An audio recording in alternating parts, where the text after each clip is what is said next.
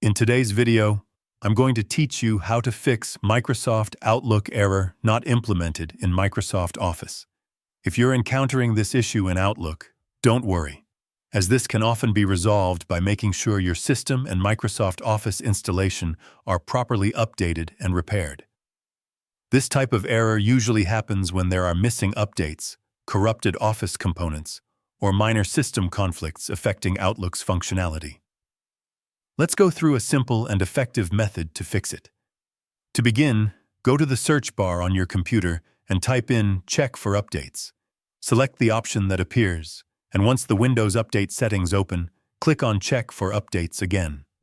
Allow your system to search for any available updates, and if there are any, make sure to add them completely. Keeping your system up to date helps resolve compatibility issues that may be causing Outlook errors. These updates often include security patches and performance improvements that help resolve issues with Outlook and other Office apps. Next, return to the search bar and type Add or Remove Programs. Open it and scroll through the list until you locate Microsoft Office. Once you find it, click on the three dots next to it and choose Modify. When prompted, confirm by selecting Yes. When the User Account Control prompt appears, simply allow it so the repair tool can make changes to the installation safely. At this point, you will be given repair options. Start with a quick repair, as this can fix common issues without needing an internet connection. Select Repair and let the process complete. After it finishes, check if Outlook is now working properly. This is a faster method and does not require downloading files, making it ideal for minor issues.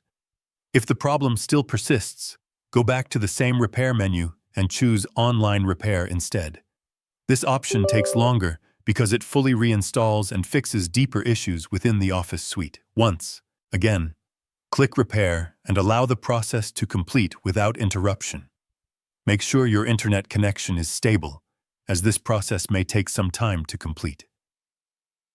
After completing these steps, your Outlook application should now be functioning normally without the error.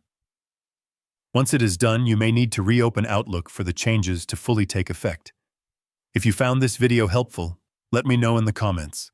Give it a like, subscribe to the channel, and don't forget to hit the notification bell.